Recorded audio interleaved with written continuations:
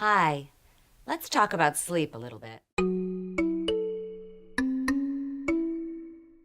Sleep is a major issue for many of the parents that come to see me in my office.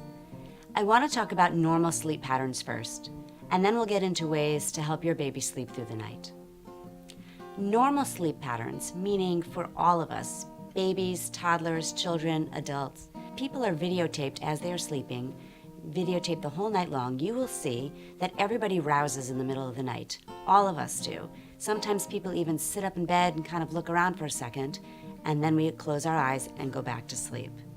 Babies do the same thing. They open their eyes and they are capable of closing their eyes and going back to sleep.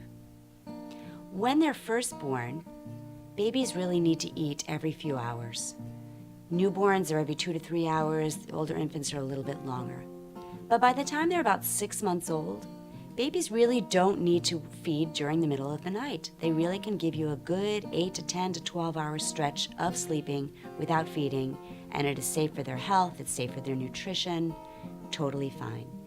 So the sleep techniques that we'll talk about, I don't recommend starting before the baby's about 6 months old. It doesn't mean you can't work on it a little bit when they're younger. Even newborn babies, you can let them fuss and cry for a few seconds before jumping out of bed to feed them right away. So you can try to get them starting down the road of being able to sleep a little bit on their own before being fed automatically. Why is it important that a baby should sleep through the night? Sleeping consistently for a good 8-hour stretch is very healthy for the normal development of the brain of the infant. It is when growth hormone is secreted, so you do better growing if you get a solid stretch of sleeping at night. And it's good not only for the baby, but for your family as well. When I teach people how to do this, I say that although it seems like we're doing something that's purely selfish, we want to teach the baby to sleep through the night so that we get a good night's sleep, you have to kind of switch your thinking around a little bit and think about it as such a gift that you're giving for the baby. You are teaching that child healthy patterns that they can take with them for the rest of their lives.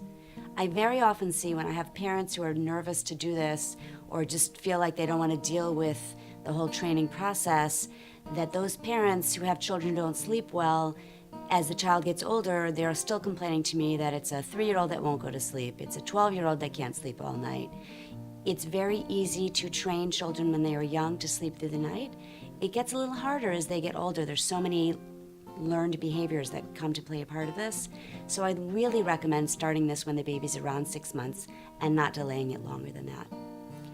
Once you do make the decision that you yourself would like to teach the baby to sleep through the night, please make sure that the rest of your family is on board with this.